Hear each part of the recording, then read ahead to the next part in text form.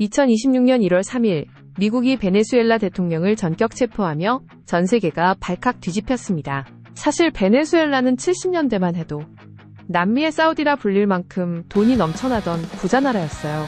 비행기 타고 쇼핑하러 다니는 게 일상이었을 정도죠. 그런데 왜 지금은 이런 비극적인 전쟁터가 됐을까요? 석유 하나에만 매달렸던 경제가 기름값이 떨어지자마자 무너진 데다 독재 정부가 나라 돈을 제 돈처럼 쓰며 정치를 망쳐놓았기 때문이에요. 결국 풍요의 상징이었던 석유가 독재의 자금줄이 되면서 나라를 벼랑 끝으로 몰고 간 거죠. 미국은 민주주의를 명분으로 내세웠지만 진짜 목적은 세계 1위 석유 매장량이 있어요. 베네수엘라를 잡으면 전 세계 기름값을 마음대로 주무를 수 있거든요. 게다가 이곳은 이란의 가장 친한 친구죠. 여기를 장악해 이란의 돈줄을 끊고 중국으로 가는 싼 기름까지 차단하겠다는 일석삼조의 계산을 마친 셈이에요.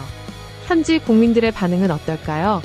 사실 70에서 80%의 국민이 독재에 지쳐 있어서 드디어 올 것이 왔다며 반기는 분위기가 훨씬 커요. 다만 일부에선 미국이 기름만 챙기고 나중에 이라크처럼 나라를 혼란 속에 버려둘까봐 걱정하는 목소리도 있죠.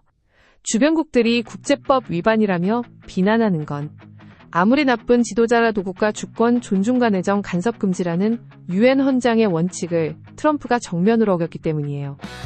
하지만 국제사회의 비난 뒤에도 아주 차가운 계산기가 돌아가고 있습니다. 특히 우리 캐나다가 트럼프를 비난하는 데에는 우리의 지갑이 걸린 소름 돋는 이유가 있다는데요. 3부에서 그 진실을 공개할게요.